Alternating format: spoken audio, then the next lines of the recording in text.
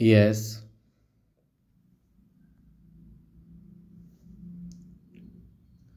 महोदय, दूसरे शब्दों में आर्थिक व्यापारिक निवेश और तकनीकी कारणों से द्वितीय महायुद्ध के बाद और शीत युद्ध के दौरान एशिया के देशों में पुनः धुंधलापन पैदा हुआ।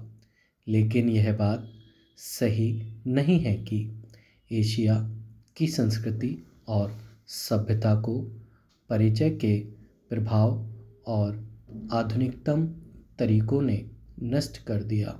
हाँ, एक धक्का ज़रूर दिया, पर समय समय पर एशिया का यह रूप, एशिया की यह सभ्यता और संस्कृति बलशाली तरीके से उदयमान होती दिखाई देती है। पंडित जवाहरलाल नेहरू ने 1945 में अपनी पुस्तक डिस्कवरी ऑफ इंडिया में एशिया की पहचान पर लिखा है कि 1000 वर्षों से जब यूरोप अपने अंधकार के युग में था, एशिया ने अपने मनुष्यों की प्रगतिशील आत्मा को प्रभावशाली ढंग से दर्शाया। उन्होंने यह विश्वास भी जताया कि एशिया की संस्कृति और सभ्यता यूरोप की संस्कृति और सभ्यता से अधिक प्राचीन है। आज के दिनों में भी चीन के नेता अपने यहाँ आध्यात्मिक क्रांति की बात करते दिखाई देते हैं और अपने आर्थिक विकास को भी प्रतिबिंबित करते हैं। मलेशिया के प्रधानमंत्री भी बड़े गर्व के साथ मलेशिया के रास्ते की बात करते हैं और आधुनिकता और पारंपरिक संस्कृति के मिश्रण से मलेशिया का विकास करना चाहते हैं। भारत के प्रधानमंत्री भी मध्य मार्ग की बात करते हैं, जिसको वे भारत का पारंपरिक विचार कहा करते हैं। वियतनाम के यशस्वी नेता भी साम्यवादी विचारधारा को पारंपरिक सहिष्णुता के अनुसार ढालना चाहते थे। एशिया के इन सब नेताओं की समय समय पर की गई घोषणाओं का वर्तमान संदर्भों में पूरा अर्थ लिया जाना चाहिए, जो एशिया की पहचान को नए सिरे से बनाने में सहायक सिद्ध हो रहा है।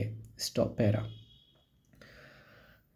यहाँ यह भी बताना उचित होगा कि हाल के वर्षों में एशिया देश विशेष के रूप में पूर्वी एवं दक्षिणी पूर्वी एशिया के देश एशिया के सुदृढ़ देशों के रूप में उभरे हैं और इन देशों के आर्थिक विकास की दर विश्व के किसी भी अन्य देश के आर्थिक विकास की दर से अधिक है तथा जिनके आने वाली शताब्दी में विश्व आर्थिक व्यवस्था के निर्माताओं के रूप में उभरने की आशा है।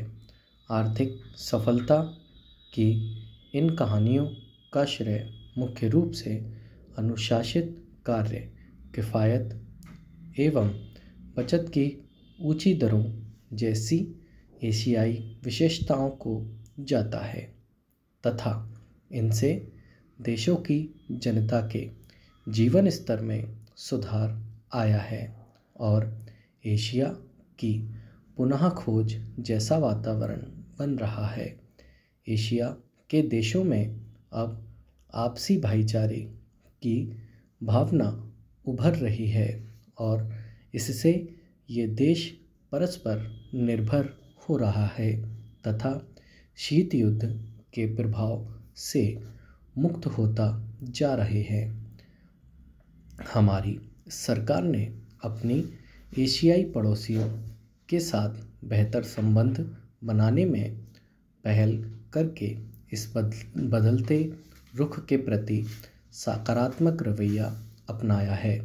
इन सब प्रश्नों का जवाब आज उपलब्ध नहीं है, लेकिन शनि शनि इन प्रश्नों में ही इसके उत्तर मिलेंगे।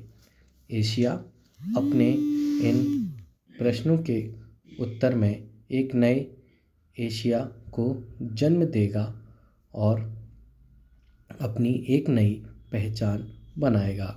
यूरोप और अमेरिका के आधुनिक औद्योगिक विकास में फर्क नज़र आता है। Stop para.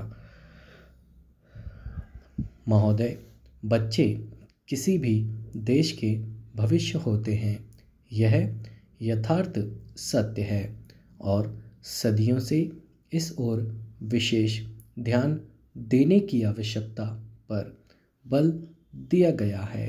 जन्म से लेकर बच्चों के स्वास्थ्य, रहन सहन और उनकी शिक्षा को लेकर उनके माता पिता का चिंतित होना स्वाभाविक है, लेकिन तेजी से अपनी जड़ें जमा रहे भौतिकवाद ने हर छोटे बड़े समाज के सामने ऐसे कई सवाल खड़े कर दिए हैं कि बच्चों को किस तरह से उनका हक दिलाया जाए, जिससे वे आगे चलकर मजबूती और आत्मविश्वास के साथ समाज के सजग प्रहरी बन सके। पिछले कुछ दशकों से बच्चों के भविष्य को लेकर उपजी चिंताओं ने वैज्ञानिकों और मनोवैज्ञानिकों को शोध और अनुसंधान के लिए बाध्य किया है। नित नई नई समस्याओं ने माता पिता को दुविधा में डाल दिया है। एक ओर जहां जीवन यापन के लिए महिलाएं भी पुरुषों की तरह कमर कसकर घर की चारदीवारी से बाहर निकल रही हैं, वहीं इसके कारण सदियों से चली आ रही सामाजिक संरचना गड़बड़ाने लगी है।